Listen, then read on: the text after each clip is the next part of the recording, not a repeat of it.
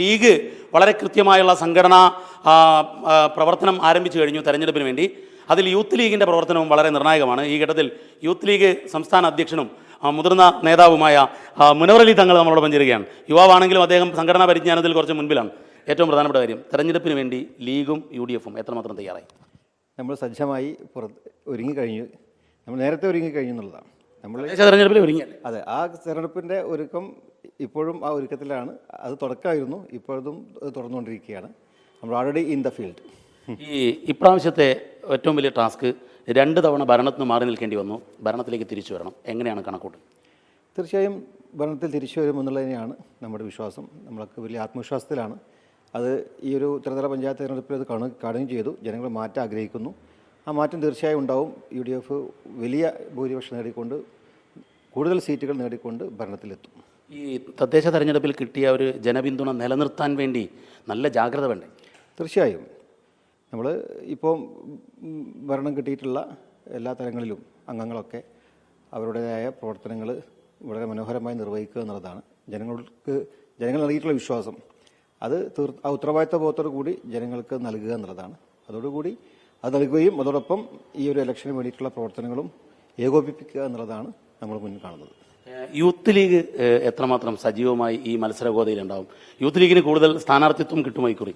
ഇല്ല, ഇപ്പോൾ അങ്ങനെയുള്ള ചർച്ചകളല്ല. UDF ജയിക്കുക എന്നുള്ളതാണ്. സീറ്റുകൾ തരുന്നത് പാർട്ടിയാണ്.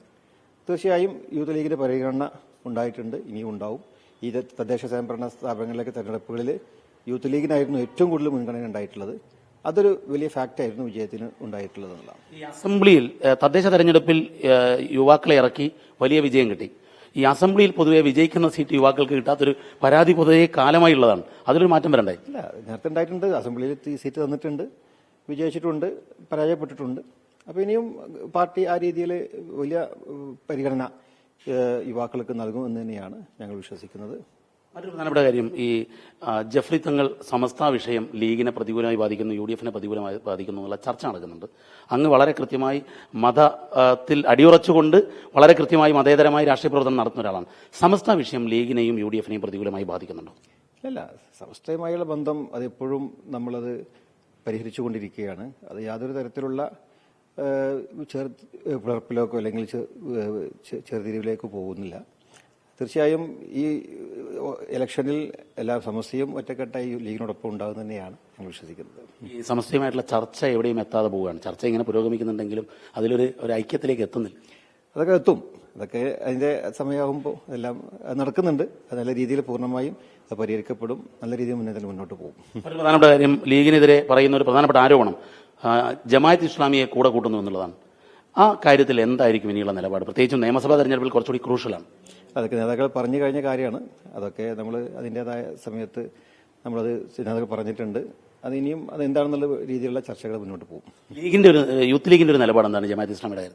അത് നേരത്തെ പറഞ്ഞല്ലോ, നമ്മളൊരു നേരത്തെ ഈ ഒരു മുന്നണി രീതിയിൽ നമ്മൾ അവരൊരു ശത്രുപക്ഷത്തും നിൽക്കുന്നില്ല. അവർ നമ്മുടെ കൂടെ പല ഈ ഒരു ന്യൂനപക്ഷങ്ങൾ വലിയ രീതിയിൽ ഇവിടെ വലിയ പ്രതിസന്ധി നേരിടുമ്പോൾ, വെല്ലുവിളി നേരിടുമ്പോൾ അതിൽ ഒറ്റക്കെട്ടായി നിൽക്കുക എന്നുള്ളതാണ്. അതിൽ ആ ഒരു ഒരുമയിൽ നിന്ന് പോകുമ്പോൾ എല്ലാവരെയും ചേർത്ത് പിടിച്ചു പോകുക എന്നുള്ള രീതിയിലാണ് നമ്മൾ മുന്നോട്ട് പോകുന്നത്. അവസാനമായി, ഇപ്പം വർഗീയത വല്ലാതെ പ്രചരിപ്പിക്കപ്പെടുന്ന ഒരു കാലഘട്ടമാണ്. വെള്ളാപ്പള്ളി വലിയ രീതിയിൽ വിദ്വേഷ പ്രസംഗങ്ങൾ നടത്തിക്കൊണ്ടിരിക്കുകയാണ്. ഇതിനെക്കുറിച്ച് കൂടി പറഞ്ഞ അവസാനിപ്പിക്കും. ഇല്ല, അപ്പം അങ്ങനെ ഈ വിഷം പരത്തുന്ന ആളുകൾ അവർക്ക് മറുപടി ആയിക്കൊണ്ട് തന്നെ സമൂഹം ഇവിടെ വരുന്നു എന്നുള്ളതാണ്.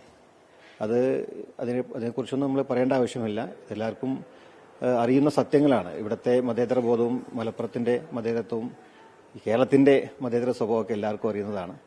അത് ആരെന്ത് പറഞ്ഞാലും അതിന് ഒരു വില കൽപ്പിക്കില്ല എന്നുള്ളത് എല്ലാവരും കണ്ടു. Thank you. വളരെ കൃത്യമായി പറഞ്ഞത് മതേതരത്വം മുറുകെ പിടിച്ചുകൊണ്ട് തന്നെ മുന്നോട്ട് പോകുമെന്നുള്ളതാണ്. അതിനെതിരായ ശബ്ദങ്ങൾ പ്രതികരിക്കേണ്ടതില്ല, അത് സമൂഹം തന്നെ ഒറ്റക്കെട്ടായി എതിർക്കുമെന്നുള്ളതാണ്. ക്യാമറാമാൻ മുനീഫ് തിരൂരിനൊപ്പം ദീപക് ധർമ്മടം, 24. ലോകത്തെവിടെയായാലും ഏത് സമയത്തും 24 വാർത്തകളും ഓഗ്മെന്റഡ് റിയാലിറ്റി പാക്കേജുകളും എക്സ്പ്ലെയിനറുകളും വിശദമായി കാണാൻ ഞങ്ങളുടെ YouTube ചാനൽ നിങ്ങൾക്ക് സബ്സ്ക്രൈബ് ചെയ്യാം.